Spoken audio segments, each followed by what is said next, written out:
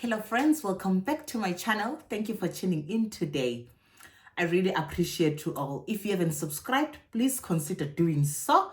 Like this video, share it with your friends and family, comment on the comment section. Those comments are so helpful on my channel. So on today's video, I've got a very special guest. She's a mother. She lives in Germany. She migrated out also a few years ago, and she's making a difference amongst the Black women community in this country. Not everyone loves bedside nursing. Not everyone is want to work in a nursing home. She chose a different department, which some of you asked me how it functions in this country. Can you just work there? How does everything go? So today she'll be sharing with us her journey on how she managed to be a theater nurse in Germany, and also how she balances such a demanding job and being a wife and a mother at the same time. So stay tuned. So hi, Mpho, how All are right. you doing? Hi, Snow. I'm doing fine. How are you doing? I'm great, thank you. So I know you, but the people watching here do not know who you are. Could you please tell us briefly who is this beautiful lady in front of the camera? Thank you so much for being in your videos today. I feel so honored. Okay, let me do a little introduction about myself. My name is Mpho Mpho. Actually, that's how the name is pronounced, Mpho. But ever since I've come to Germany, I've had to change the pronunciation of my name. So anyway, yeah, I am a 31-year-old woman living in Germany in a small state called Saarland, in the main city Saarbrücken. And yes, and I've been staying in Germany for almost for more than actually 11 years, because I came here 2013 September. Yes, if I'm not mistaken, it must be 11 years and plus some months. Ah, that's beautiful. That's beautiful. Yes, So, yes. Paul, you said you've been living in Germany since 2013. So, you arrived 2013 in Germany. How was everything? Like the culture shock, change of environment, and I assume you were young that time, like 11 Ye- years younger than today, 21. Exactly. Yes, So, how was exactly. everything the day you stepped here? Oh my God. I think the day I stepped into Germany, I was taken by shock. I was taken by shock because I think I arrived, it was in September. So it was, I think, from that time where their sunset was a little bit late. And I didn't understand. I'm thinking, it's still in the afternoon. I get there, and then we already had like our dinner. And then 1 hour later, we were supposed to go to bed. And the sun is still out. I was shook. I was shook. I didn't understand that part. And funny enough, I think they also didn't think to explain it to me, because it was such a norm for them, you know. And where we are Mhm. coming from, where I'm coming from, sunset 6 o'clock, it's already dark, and that's it. Ah, and where you lived when you arrived in Germany, were there a lot of Africans, Black Americans? Actually, where I did my au pair, when I came first, I lived in Castle, in a small, can I say, in a small village in Castle. So there were no black people. I had never seen anyone of color other than just white people. And I think if you go like to the small villages, there's like even a few population of people there, like a minimum population of, I think, 100 people or so. So the Mhm. village was like that.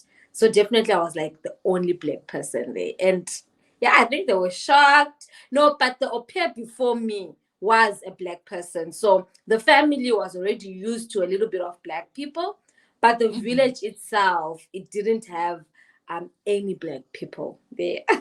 Oh, so that was also a shock, and you also came Yeah. to Germany as an au pair, like most of us. Yes, Okay, so yes. Paul, we know that you are a mother and you're also a career woman. Did you do everything by the book, or please tell us your journey, like your journey to motherhood, and yeah, let's talk about the journey to motherhood first. Okay, the journey to motherhood is a very interesting story because now I have arrived in Germany. I have no friends. I have nobody near me, but I'm in this beautiful country. And I'm thinking to myself, when you see those movies, the overseas movies, is always with a lover, how you enjoy, the place and Mm-hmm. scenario and Mm-hmm. experiences. So it was always my wish to be like, I just I was not really an open person to friends because I think culture shock first of all. And Mm-hmm. then along the way, on my second year of no, actually it was on my first year of being here in Germany, I met up with my husband, Ernest. And it's Uh-huh. so funny how we are so similar because as much as I wanted a partner, I was so scared to going into like commitment and relationships and in this new world where you don't know anything. So time went on, we started being friends. We saw that, we are actually enjoying the company. And, things happened, excitement, joy, feelings took place, and boom, God decided to surprise us. Uh-huh. Uh-huh. So I can say I didn't do things according to the book because where our culture, our African culture is you go to school, you get your degree, and then you get married. After marriage, then comes the kids. With me, it was just the total opposite of everything, reverse wise. They were the Mm-hmm. kids first. And the first baby was a surprise baby. We embraced her. But because it was this whole big change into motherhood, I was like, whoa, we're not going to do this again. But that was not the plan for God because God knew. And 8 months later, when Ashira was 8 months, I fell pregnant again. And then, boom, You 1 year. okay? Yeah. You One and were a half years crazy in later, love. exactly 1.5 years later, came baby Aiden. And yeah, that's how Okay. that was the journey to So motherhood. during when you fell pregnant, what were you doing? Were you in school? You were still an au pair? When I fell pregnant, I had finished my au pair and I had just gone into FSJ, like Okay. Freiwillige Soziales Jahr. So this was now like Okay. 2014. So Ten 14. I met up with Ernest 2013 and we pushed through because now it was like a distance relationship. And I mean, Okay. and the relationship really had a strong bond because we would like, there was Skype at that time. We would just Mm. Skype. So we would Beautiful. Skype. Yeah. And then during my free weekends, I would come and visit him, go back. I applied for my Freiwillige Soziales Jahr. And yeah, and then when I came, that was another shock now when I was entering the Freiwillige Soziales Jahr. I mean, I had never worked in a hospital before. I did Uh-huh. not know that there was a 6 o'clock dienst. Yeah, the shifts. Yeah. Yes, that I had to now wake up even before 5 to make it To at six 6 o'clock. o'clock. Yes. So it was a Yeah, that's so shock. tricky. And most of us who never worked before we came to Germany, it was a really, really tough adjustment. Exactly. And it was really a very, very tough adjustment because imagine I had just finished my A levels at 18. And then I took a gap year at 19. So 19, I was just traveling around, going from my brother, my parents, my family around South Africa. Now I'll go back again in Zim because my mom comes from Zim, so I'd also go there and visit. It was just like a traveling year for me. Oh yeah. Oh yeah. And then I come in Germany, 21. Boom, now I have to wake up at 4. I didn't know. I almost felt like I was gonna cry. Okay, so Yeah. there you said you fell pregnant during your FSJ. Yeah. I would like you to tell us if it's okay with you. Like, were there any rules? Did you stop working? Did you get more shoots? How was it? Because we always say some people get pregnant during that time, and some people write me, but I do not have the right answer. Like, what happens? Some will say, oh, you'll be deported immediately. Like, Mm-hmm. there is a lot of speculation. And because I said your story is a unique, different one, what happened? Now you found out that you're pregnant. What did you do? Okay, so now I found out I was pregnant and I'm 22 now. And of course, like I was very shy. I was very shy to come up into open about it.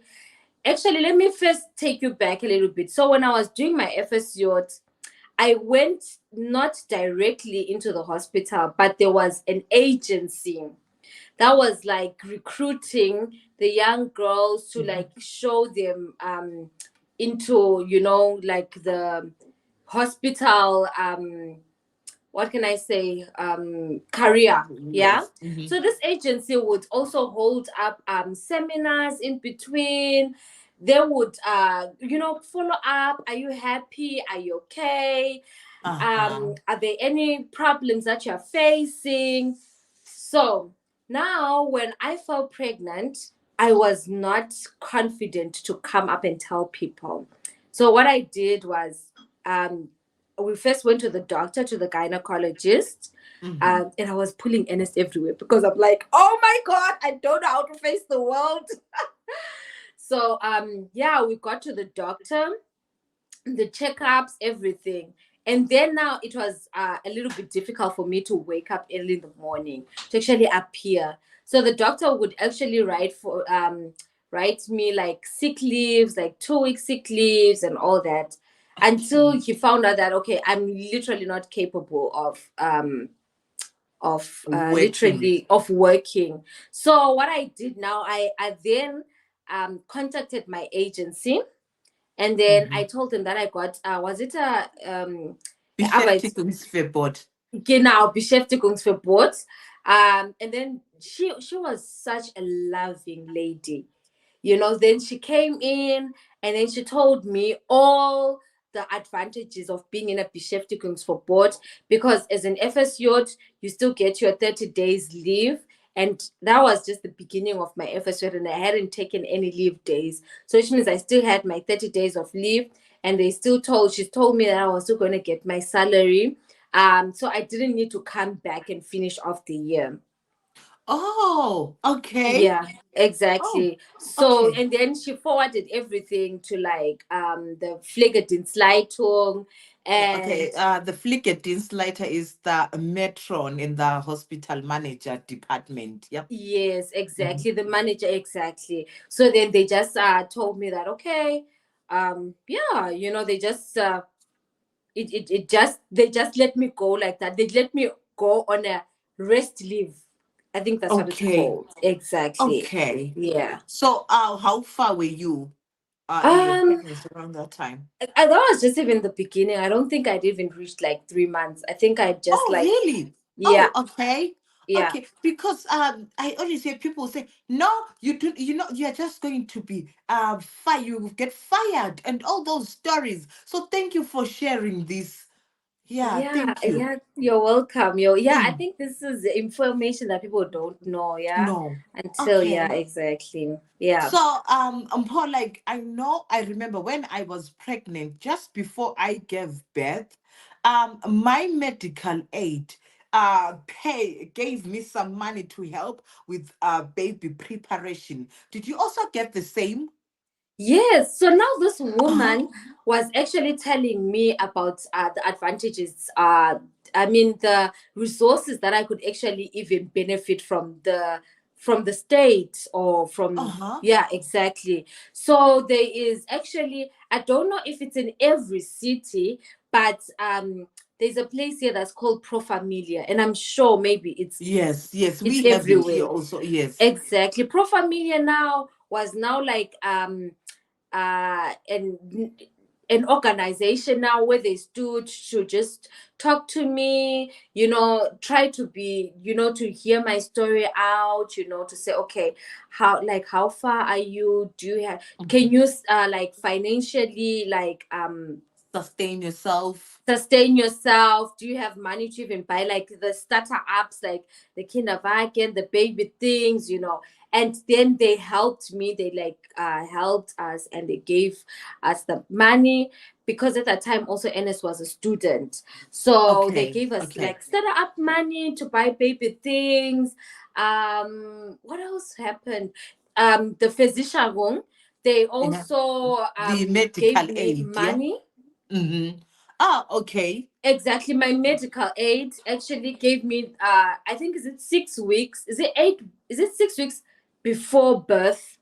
And 6 weeks 8 weeks before after birth, birth. they Yeah. give you some money. Yes. Yes, 6 weeks before birth and 8 weeks after birth. A birth. Exactly. They give you Yes. some money. And on top of that, I was still getting my salary from the FSJ. Mm. Yeah. I Okay. mean, So, I think yeah. The more I spoke about it to that woman, she was able to link me to different things. organizations that Okay. could come in and like, yeah, help with the startup. Lovely. So, did you pay this organization for them to give you things, or it was just free? No, it was just for free. Like they don't give you like the things themselves. They give you the money so that you can go and buy Buy your the baby thing. the stuff that you need. Aha, okay. And since you Exactly. said Yeah. you were during FSJ, were you offered accommodation during FSJ? And when you fell pregnant, were you still allowed to stay in the accommodation, or you had to move out? Okay, so now I didn't have any accommodation at the FSJ place because me, Ernest and I were already spoke to say after my au pair, I was scared to staying alone, let me say. So we actually decided to, we had already decided to say we're starting our lives together. We were Mm-hmm. so sure that, this is it. This is just it. I don't know if we really thought about it, but we just thought to say, let's just stay together and just, start our lives together. So we found an apartment for ourselves. And Mm-hmm. this was like it was like a student apartment, like a 1 bedroom with like Mm-hmm. a separate kitchen and bathroom. Exactly. So Okay. that was our starter up. So we were just Okay. paying our rent. Yeah. I think I didn't want to stay in the hospital because I think I was unsure, staying by myself, And I think also the having place is to. limited. It's Yeah, small. exactly, exactly. Yes. But on other hand, I think, people differ because other people, they do like staying by themselves. But I think for me, I think I just needed company. I You needed needed company. company. Yeah. Ah, that's lovely. That's lovely. And then now the babies are grown. Then what happens unto your career? Then how did you jumpstart everything? What did you do? Like Okay, so educational wise. uh-huh. So, all along, I think because of the background that I come from and also our culture, every African person, I think they have that educational background where, that I need to attain my goals, no matter Yes. if I'm a mom or whatever. So it was still in the back of my head. And I didn't want to give up on it because I'm now a mom. Oh yes. I took the advantage to actually, when the babies were at home, I took the advantage to just be with them, nurture them, be there for them until I knew to say, okay, now they feel confident enough to speak for themselves. I Mm. felt confident enough to say, okay, we got the right kindergarten. and everybody's going happy. So Uh-huh. when I sorted that out, I just knew to say, okay, this is time. And this was I think Ashira was I started the house building when I was 25, because Mm. definitely I finished it when I was 28. No, I started when I was 26. I finished when I was 29. I can't Uh-huh. calculate when exactly was that. Yeah. But yeah. Mm. So I knew that the babies were now grown. They were now a little bit, I think she was like 4 or 3, and Aiden maybe was like 2.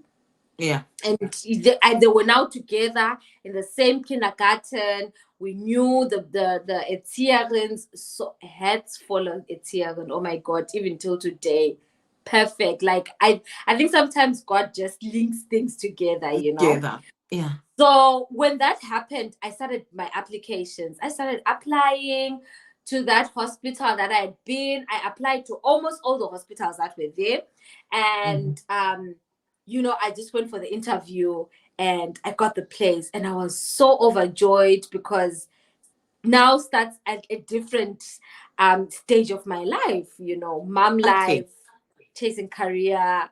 Okay. Yeah, So which house building did you apply for? I applied for Gesundheit und Krankenpflegerin. I Okay, think, that's the nursing. yes. Yeah.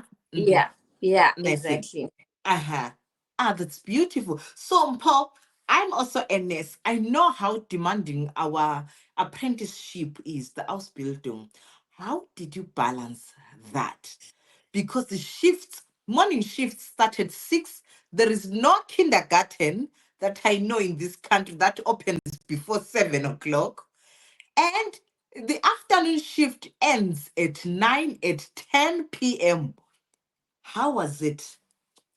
I must tell you, those 3 years, they were so hectic. They were hectic. I'm going to tell you this. I think not many people know.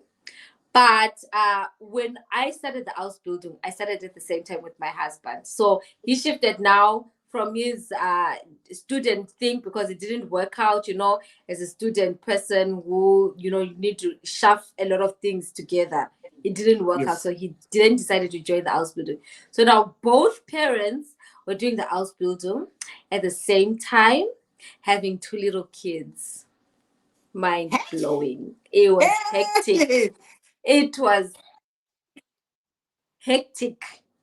We needed to, but the nice thing, I don't know, I cannot really say what did we do special. All I know is that we used to plan. This is where now your day planning now comes really in action. Who's taking the morning shift, who's taking the afternoon shift. And I think the nice thing is that also we were not in the same hospitals, although it was the same company.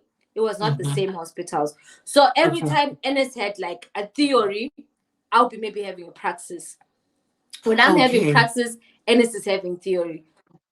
So I think that's how most of the time it was so better, because when school starts, it starts at 8:15. So the person can take the kids to kindergarten.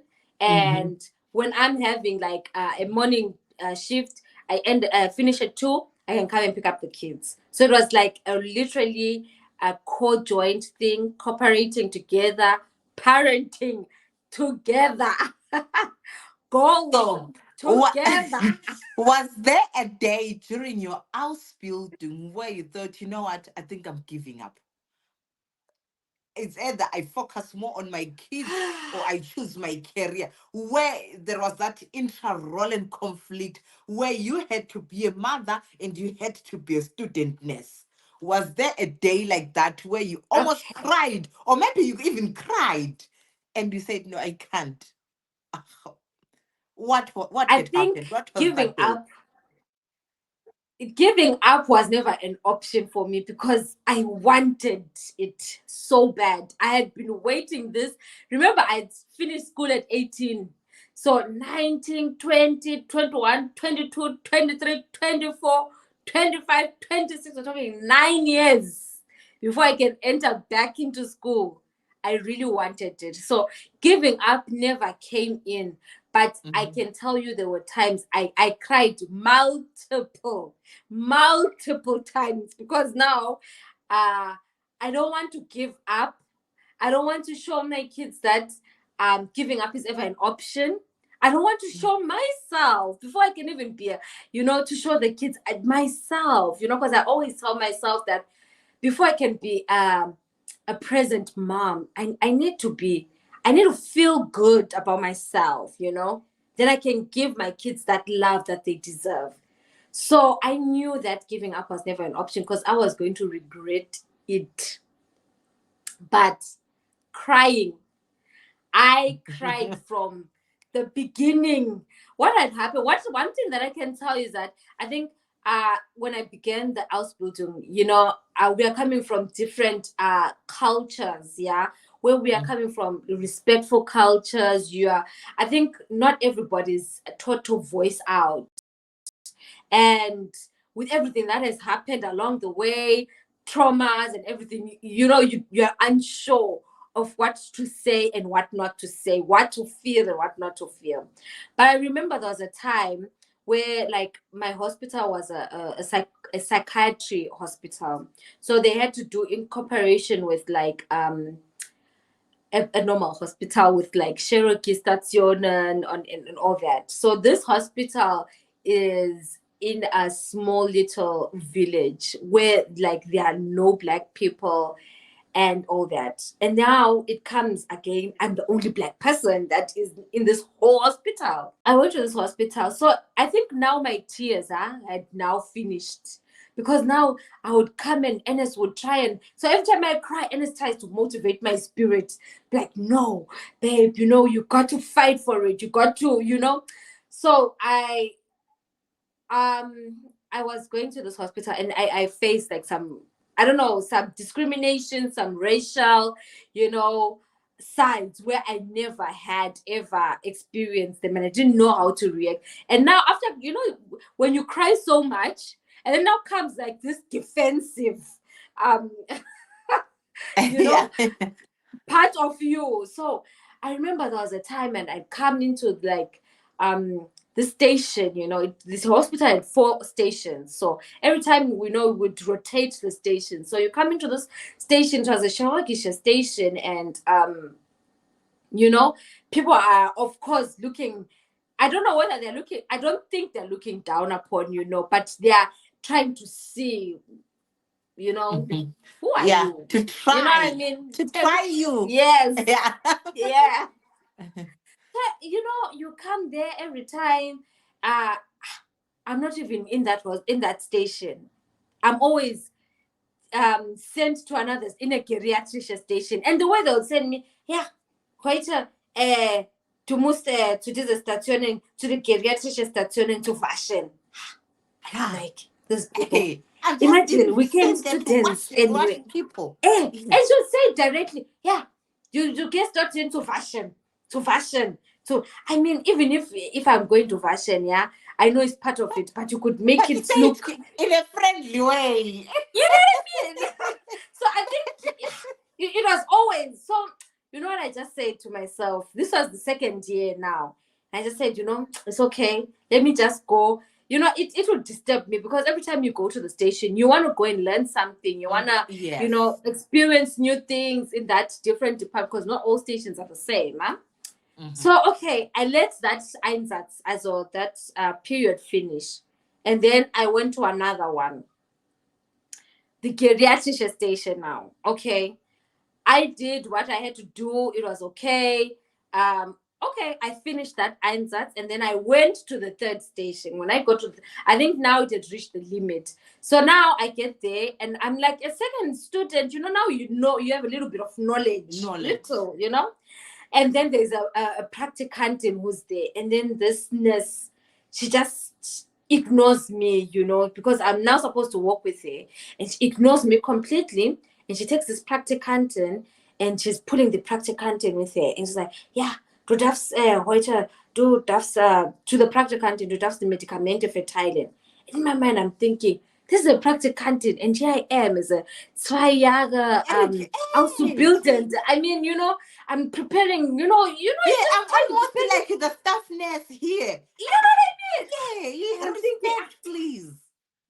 So I ignored it. And then now I had gained a little bit of confidence. So I go to a patient and I want to go and now like help a patient out, to wash her up and everything. And then she comes storming into the room. She's like, hey, wer hat das, she says it in German, wer hat gesagt, dass du musst diese Patienten waschen? Hä?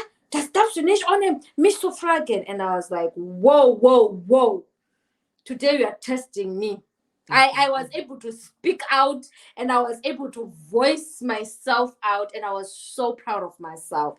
And the last thing that I told her, I was like, listen, don't you ever, ever dare talk to me like that. And I've been seeing what you're doing and I'm going to take this writer. The minute I said that, she started changing. She started changing. I didn't keep that thing. I didn't put it underneath the carpet. I went to my PDL. I wrote an email of everything that these people did to me. Second of all, the email, I was supposed to now write an email to this Krankenhaus PDL too. And I wrote that same email and I printed it out and I was like, I have experienced racist actions in again, like I can't even take it. My last answers, I was not able to go there. I was like, I'm not going there. You guys, you better send your own students there because I can't take it. I'm not going there. And then my PDL was able to change my last answers to our own Krankenhaus.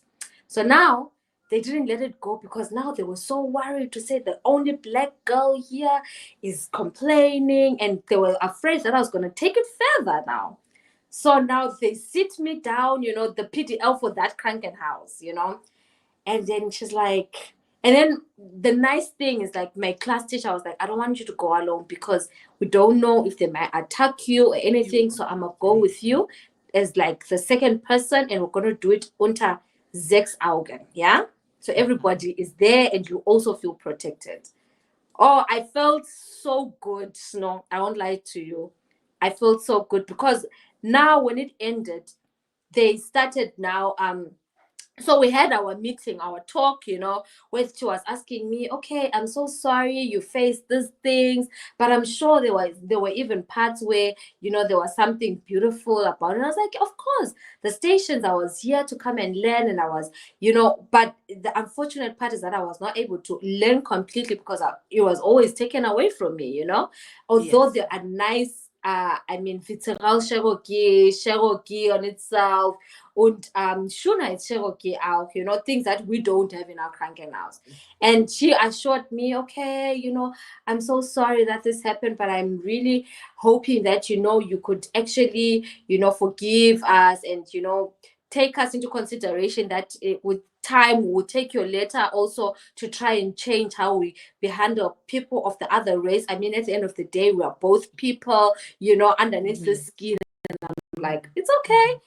It's alles good. I didn't just want to like give up on my hospital just because of this, and especially knowing that you guys are not the Krankenhaus that hired me, Yeah. So I think yeah. you did well. You did well with that. And I think someone facing the same, this guys, just speak up, because it doesn't help you to come and say, you know what, no, at my hospital they did me this. Yeah. I can never do anything to help you. And But it's if very you true. stand up for yourself, I think it also shows that this person knows how to fight professionally. Yeah. By standing Yeah. up, guys, we do not mean just start going boxing people. No, do it professionally. Yeah. Write an email. Don't be afraid Yeah. to even put the names to say, Yeah. this person said this on this day and this. Just say it. Thank you for that, Mpho. Yeah. Thank you so You're much. welcome. Yeah. You're welcome. So now you graduate to the School of Nursing. I Woohoo! graduate the School of Nursing. And so, where did you choose to go to? Like, which place, department did you choose? Okay, so when I finished, I was so happy because I thought to myself, wow, I'm in a psychiatric hospital, something that people don't really talk about. And I had already gone like to all the stations, like in the psychiatric. Actually, my wish was to go to like the baby Mutter, let me say it in German, Mutter und Kindstation. You know, I really love the interaction of the moms and the babies. That has been my dream, you know. I And thought you were going to say you're going to go to the geriatric station. So you go and show them that now I'm the boss. I'm the boss of the bosses. No, the geriatric, I thought I don't my back. I need to still take care of myself. So the Mutter und Kind Station, I really liked it because now you're dealing with, you know, I think this is also something that we deal with maybe as moms and we don't talk about it, like postpartum depression. And those are the moms that you would deal with the most, you know, postpartum depression and how to bring them back to just even embrace even, you know, the stage that they're in and assure them that, you know, it doesn't last forever. So because I think I had experienced it, I wanted to like, you know, now Say it to professionally. someone. Yeah. Yeah, Okay. so there was a kinderjugendstation station and I started them. Okay, I liked it in the beginning. I think I was checking out, you know, I was weighing out my options. I went in open-minded. It was nice. It was nice. I mean, you get to see other groups that come in. We were just not nurses in, but there were nurses, there were Heiletunes, Pfleger, und Erzieherin. So 3 different Types of, you know, professional groups. Yeah. yes, coming together and everyone was playing a good role. But I found out that, you know, it's not really for me because like medical terms, we were not doing them. It was mostly of beschäftigen the Kinder, they like, you know, talking to them in, you know, for me, I was just like, I'm losing out because all that I've learned those 3 years, I'm afraid to forget that, you know. Okay. So now, when we were still in the house building, there were, you know, we used to talk everybody, oh, where are you applying to? What are you doing? And all that. And this one girl says, no, me, I'm going to apply to the Anaesthesie Abteilungen. And I'm like, Anaesthesie? Aber das gibt nicht, because it's either intensive und Anaesthesie, you know? Yes. I'm so confused. I'm like, no, Katrin, das gibt nicht, you know. She's like, doch, you know, and then she applies and she gets the place literally, and she actually goes in and does this like Schnuppertag, like what do you call Schnuppertag in Tag, yeah. Like you just go and see what happens in that one just for a day. You know, so she doesn't really come and tell, but she's like, I liked it, you know, it was really so nice. Like, I like it. You know, we don't do much of the pflegerische type, but mostly, you know, in the au pair, because that's where it is, and all that. And I just didn't believe this, no. I didn't. Because, I mean, the only thing that you know from the Pflegeschule is, of course, Pflege, you had that too, you know? And the only thing that you know is how the routine comes. You come 6 o'clock, I mean, get Upagabe, and it always just a normal one, and then you're done. You know? Exactly. So I just didn't imagine it. So it was the whole year when so in the kinderjugendstation, I stayed 1 year. And at the end of the 1 year, you know, the whole year, it just kept beschäftiging me to say, no, this is not my department. I don't like to conversate too much with people. Like, I can conversate, it's fine. But I mean... But not every day. You know, and about the same issue. Hey, man, I don't want to be in that situation. I'm putting my career, you know, online. Because the kids can, you know, sometimes you don't take, you know, I didn't even know how to differentiate if this kid is serious or is not serious. Like, you know, especially the puberty stage, you don't know, you know how it is. Yes. You know? So I was like, this is not for me. Guys, it's not for me. So, and then I say to myself, I think this was now like in July. And I was like, you know what?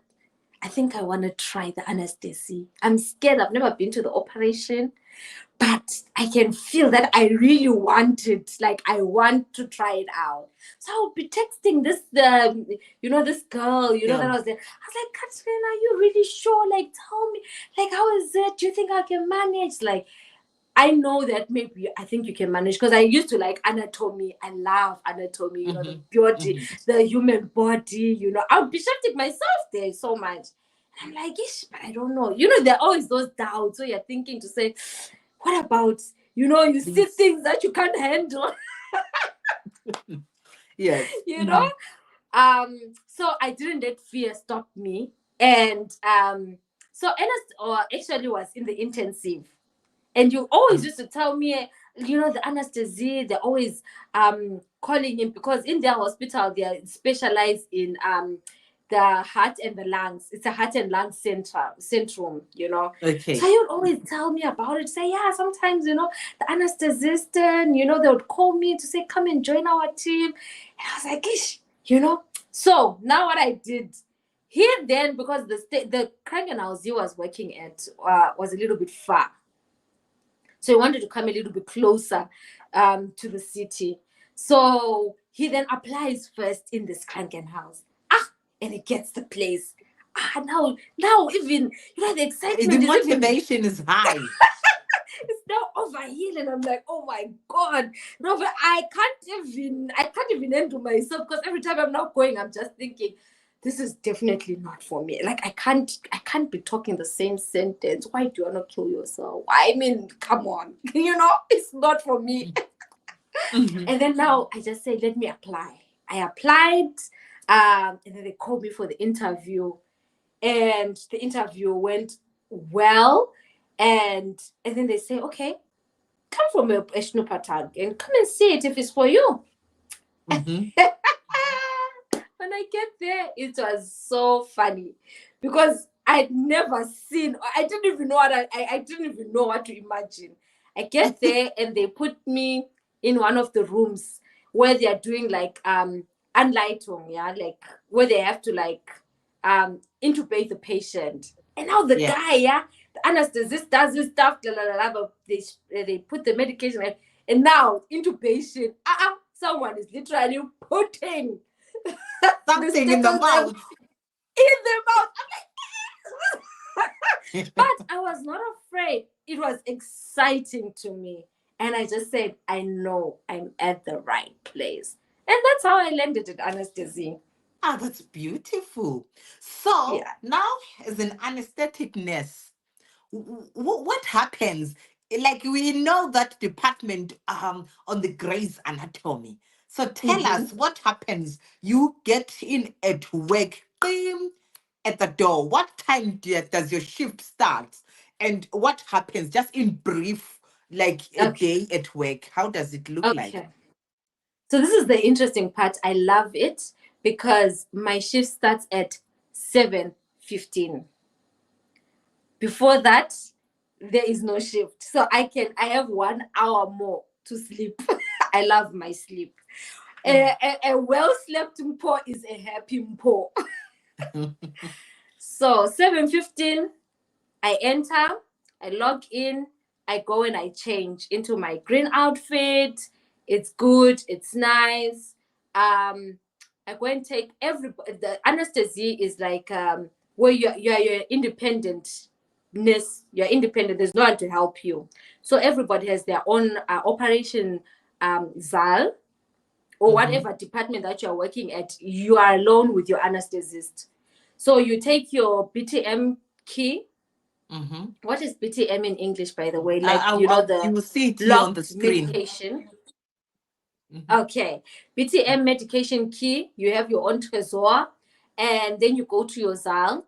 First things first that I do when I get there, I have to check if I have everything. I have to have my my wagon, my medication wagon, my narcotic gerät, of course it has to be there, and I have to have my 2 perfusers. So that's the standard that is the Beatmungsbeutel, or like in case of not for situation, I know that Beatmungsbeutel is there. So after I check on that, I check my gerät, my narcotic gerät has to be checked every 24 hours. So I check my narcotic gerät, and while it's checking, I'm aufziehen Medikamente. I'm so sorry, my English is so broken. Yes. I aufzieh my medicamente that is just 3 medications that is needed for the for the narcose to lauf. Oh, so that's the pre-op medication, what the patient has to get in order for them to sleep during the Yes, exactly. operation. Okay. Exactly. So So what are I those? What do people get? you get your Schmerzmittel, your opiate. It's called Okay. sufentanil, a very strong opiate. I think you know morphine, Morphine, yes. but it's stronger than Rather than morphine. morphine, yes. Exactly. So you get it's called your opiate medicamenta. You get your hypnotica medicamenta, which is your propofol. And then if we are intubating you, then you get your relaxants medicamenta, which is your rocuronium or genau. Exactly. So that's the three main medication that we need to get you to sleep. And then, of course, when you're sleeping, we need to intubate you. We either intubate you, so I medication, and then of course I have to prepare my Beatmungs Sicherung, yeah, which means intubation. Either we intubate you or there is this other one that it's called a larynx mask. It just ends at your Kehlkopf, which means it doesn't go into your wie heißt das nochmal? Ja, Und genau. Into your esophagus. Luftröhre. Into your Yeah, down Luftröhre, yeah? there. Yeah. Genau. It just ends into your Kehlkopf, which leaves an opening for you to be able to use your own muscles to breathe with the help of the Narkosegerät. So those are the two Sicherungs Atemwege that we use. Yeah, and then of course we have our infusion. We have masking that I have to mask with a filter. And of course, before I do all that, I have to go onto the program and check what operation is running in the operations that I'm in. So, yeah, exactly. Then comes the narcosa arts. We greet each other. We need to talk in whatever way, like discuss how we're going to do what. Sometimes things never go according to plan. So you always have to have your plan B always at the back of your head. But yeah, so it's always discussion and teamwork with your anesthetist. And yeah, then we go, the patient gets delivered, and then we start. So how many will you be in that theater room? Let's say just for a normal operation or whatever. How many people will be inside? Okay, on our side, the Narcose Arzt und Pflege, we are 2. And then there is on the other side the operation nurses and the operating doctor. So usually what I've seen is that the operation nurses, there are two, one who is standing with the doctor and one who is giving out the utensils or things that they need from outside or wherever.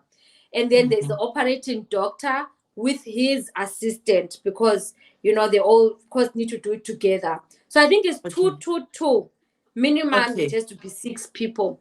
It can be more, to say maybe the operating people, they have someone who comes to change them.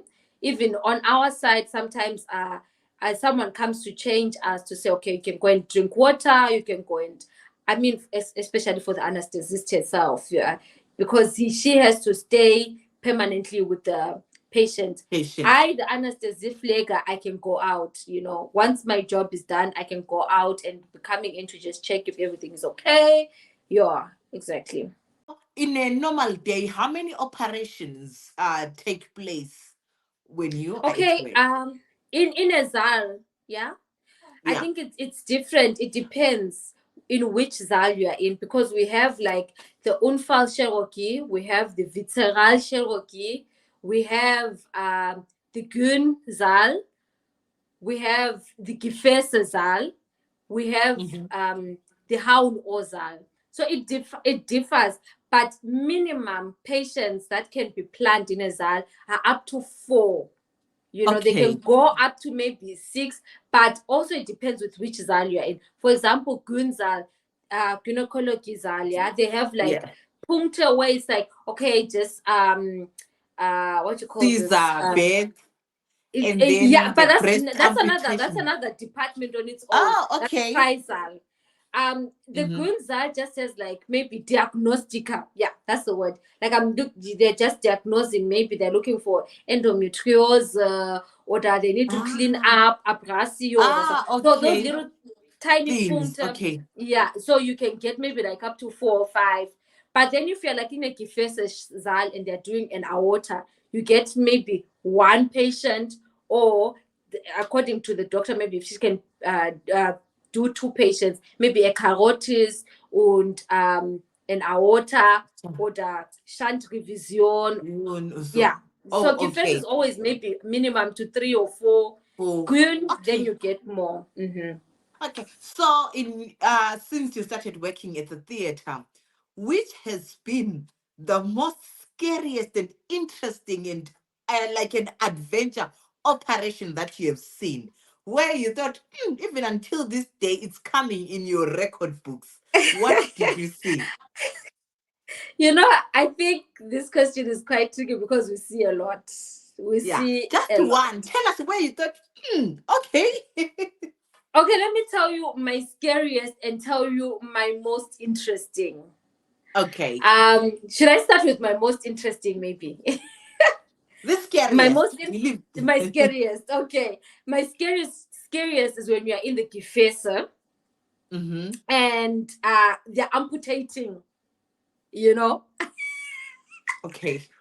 We see all that. I think the anesthesizer, we choose to see it, or because we are behind the curtain. But sometimes you're so curious, you want to see.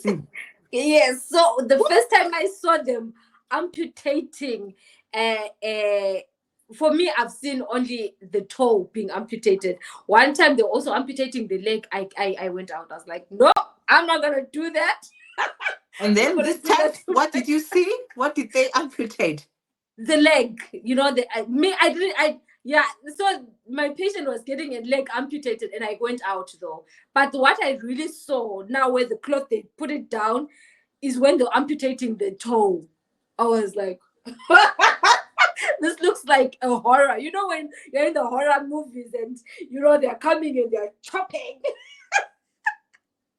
Yeah. What do they use to chop?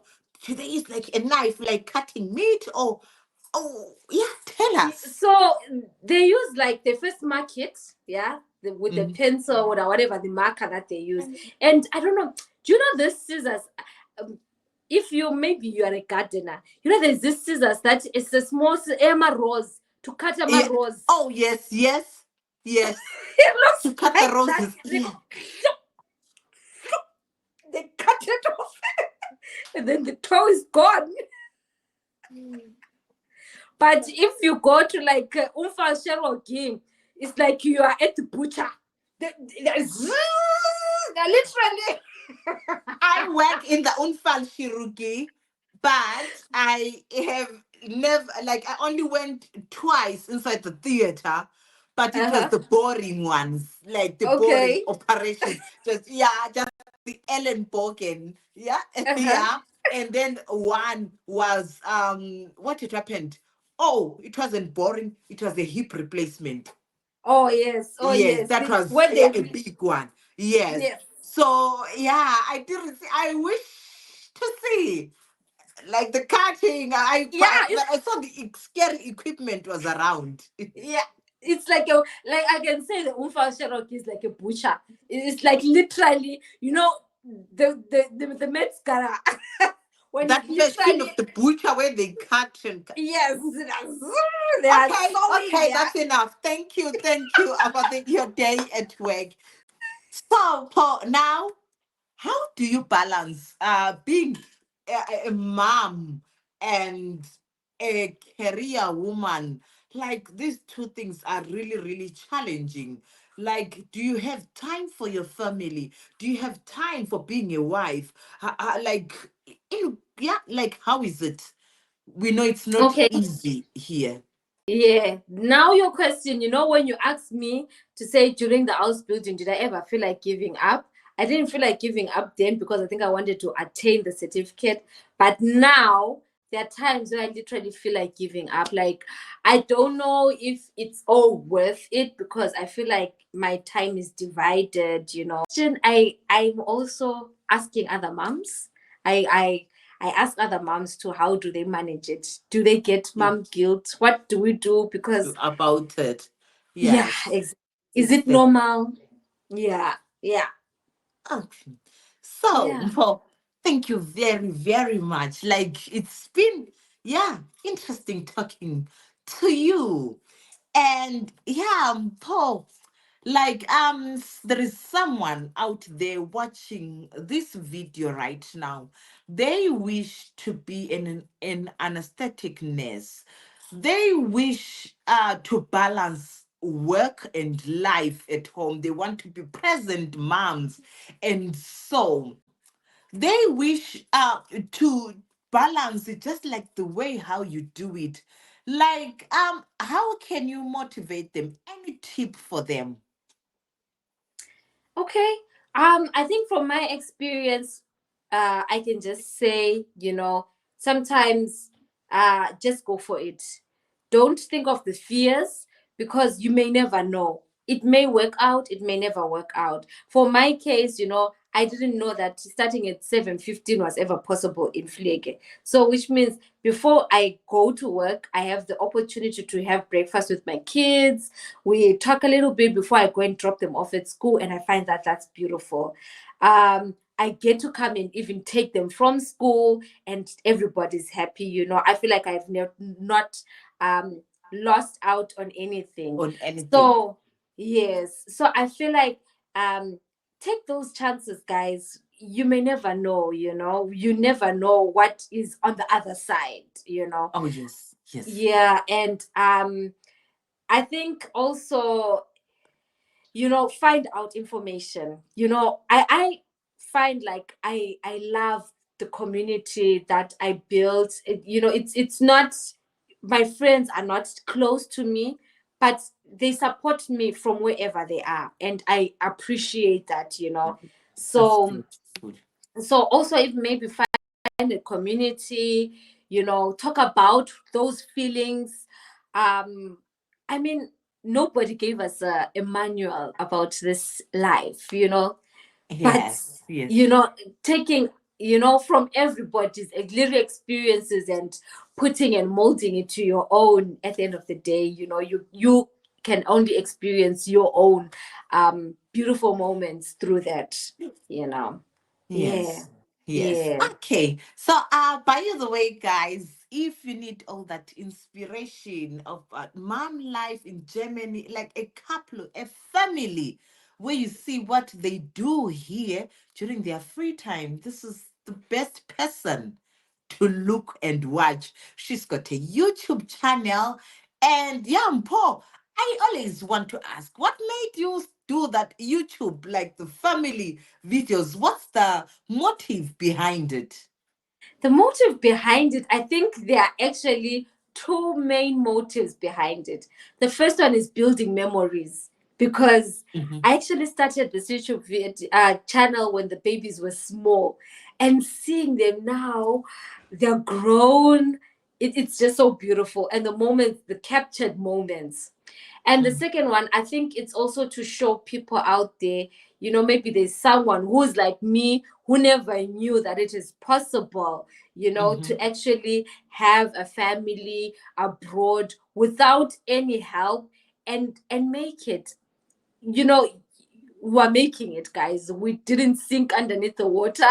We're making We it. are making it, Yes, yes. we're growing together with the kids. The kids are also, doing so well. You find out that the relationship between you and the kids builds a good bond, where they are so open up to tell you how they are feeling. You can also Feelings. feel, as a parent, and they see to say, oh, sometimes mom is not okay. Is everything okay, mom? Are you sad? Those beautiful things, you can only experience them when you're in the boat. So I just want Ah, to show someone to say it's possible. It's possible. possible. Possible. You An African child who came all the way from Africa and came here with two beautiful children. We are making it, guys. We are making It's it. okay. It's That's possible, yeah. beautiful, Mpho. That's lovely. Thank you so much, guys. I'm going to link her channel in the description box here. You will see it. Please just go and show her some love. Just a subscribe button hit is enough. Thank you so much, Mpho, for being here today. Thank you so much, Snow, for having me. This was just so, so beautiful. I loved it. And thank you for the opportunity. You will come. You will come. Bye. Bye.